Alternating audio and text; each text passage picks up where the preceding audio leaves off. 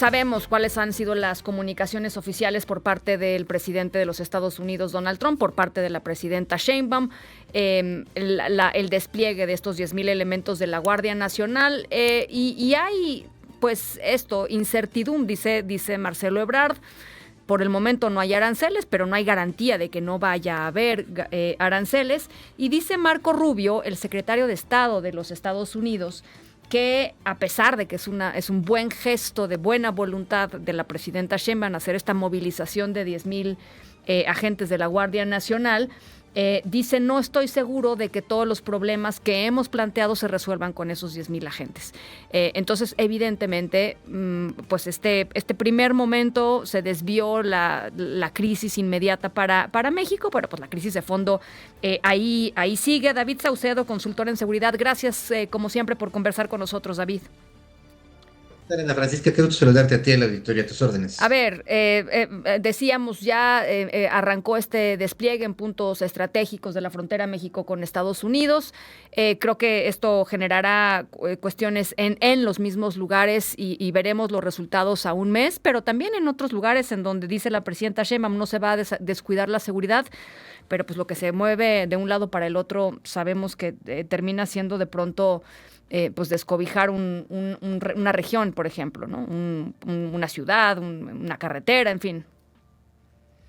Definitivamente, Ana Francisca, por cada elemento de la Guardia Nacional que esté custodiando la frontera norte o en su caso la frontera sur, habrá un elemento menos cuidando la seguridad interior. Esto es particularmente grave en estados en donde se viven guerras de cárteles, Zacatecas, Michoacán, Veracruz, Tabasco, Chiapas, Guanajuato, incluso algunas ciudades fronterizas en donde hay una violencia homicida disparada. Pero como van a estar cuidando los cruces fronterizos y no tanto el trasiego de drogas hacia los Estados Unidos, sino más bien deteniendo a migrantes Uh-huh. mexicanos, centroamericanos y sudamericanos, lo cierto es que va a haber una merma en las capacidades de reacción del Estado mexicano para enfrentar a los grupos de la delincuencia organizada. No deja de ser paradójico que el gobierno de los Estados Unidos despoje a México de estos elementos que están dedicados al combate al crimen organizado y los utilice como policía migratoria.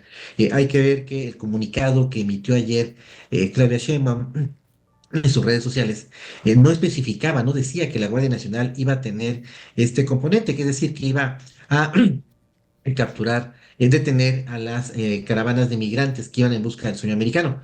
Pero el comunicado de Donald Trump sí lo especifica con Uh-huh. todas sus letras, de que estos elementos de la Guardia Nacional van a ser utilizados para contener la migración ilegal, evidentemente también de mexicanos.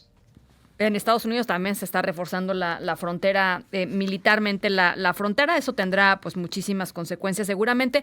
Pero déjame ponerte un audio de la presidenta Sheinbaum esta mañana que habla sobre el tema de designar a las organizaciones criminales mexicanas, los grupos de cárteles mexicanos como organizaciones terroristas. Me gustaría conocer tu perspectiva, tu punto de vista. Vamos a escucharla. Nosotros pensamos, y es la idea que se hable en este grupo, todos estamos combatiendo a los grupos de la delincuencia organizada. Entonces no puede quedar duda de que México, Estados Unidos, Canadá y cualquier país del mundo, pues actúa contra la delincuencia organizada y nosotros tenemos un plan, una estrategia y estamos actuando contra la delincuencia organizada. Nosotros creemos que catalogarlos como grupos terroristas no ayuda, por diversas razones que las puede exponer el propio secretario de la Defensa, el secretario de Seguridad, no ayuda a la colaboración y al combate.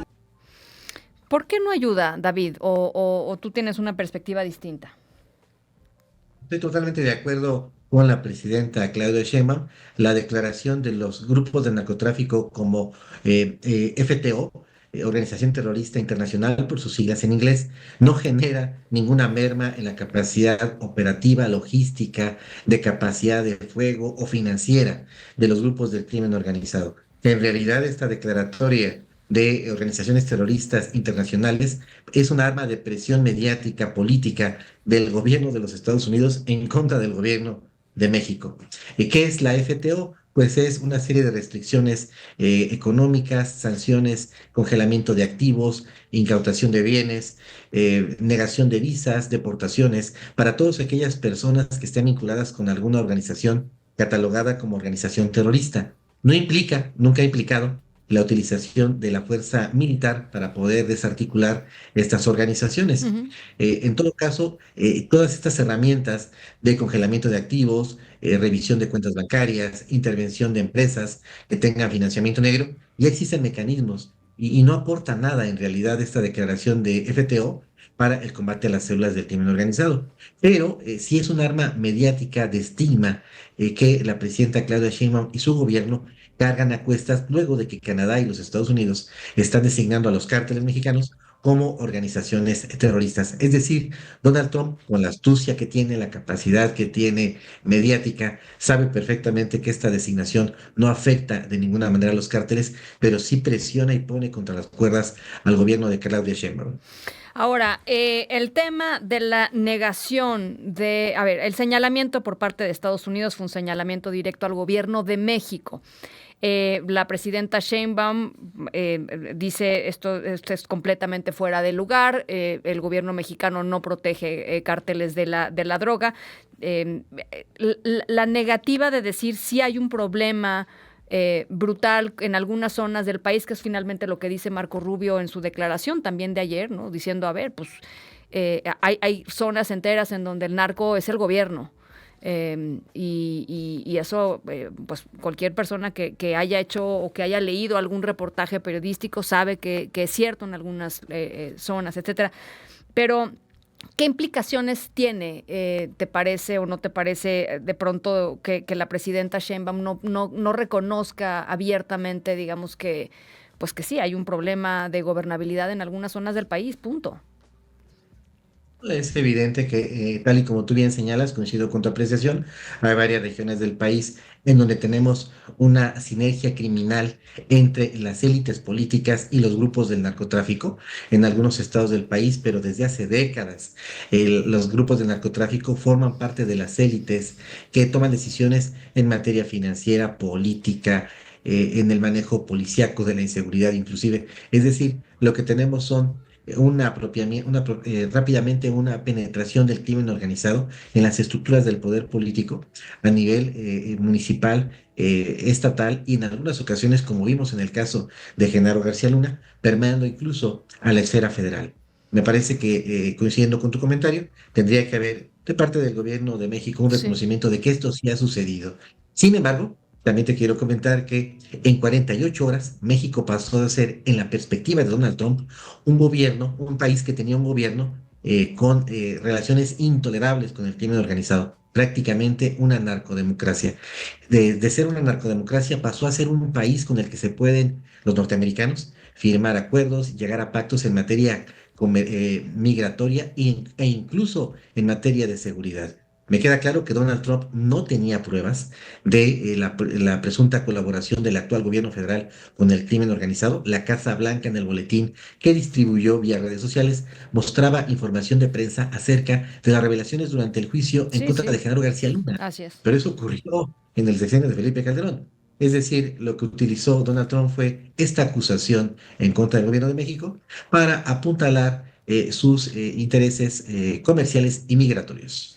Oye, a ver, sé que no tenemos una bolita que pueda ver el futuro, no sabemos si en un mes va a ser suficiente para la administración de Donald Trump y va a imponer los aranceles o va a imponer aranceles más bajos o aranceles a algunos productos. No sabemos qué va a pasar con esa decisión. Pero si tú tuvieras que hacer una apuesta sobre lo que va a ocasionar que haya por lo menos estos 10,000 elementos de la Guardia Nacional en la frontera, ¿qué dirías, David? Yo creo que los norteamericanos en este mes van a alzar la vara, van a incrementar sus exigencias. Ya se dieron cuenta de que el gobierno de México no resiste, no acepta, no concibe la posibilidad de que haya una guerra comercial. Esa es una debilidad confesa del gobierno actual.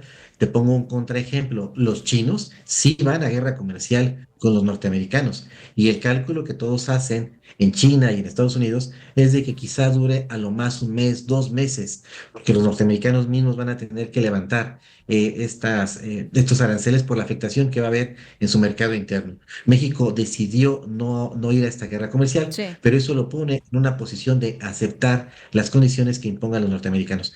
Creo que van a pedir que México sea tercer país seguro, creo que van a incrementar sus exigencias en el TEMEC para reducir el déficit comercial que tiene Estados Unidos con México. Van a pedir la captura de algunos narcotraficantes de alto perfil, seguramente la extradición de algunos que están solicitando desde hace tiempo e incrementar los decomisos de drogas ilícitas. Es decir, las exigencias y chantajes de Donald Trump van a seguir en contra del gobierno de México. Bueno, pues ya lo platicaremos en unas semanas. Por lo pronto, muchas gracias por esta interesante lectura, David.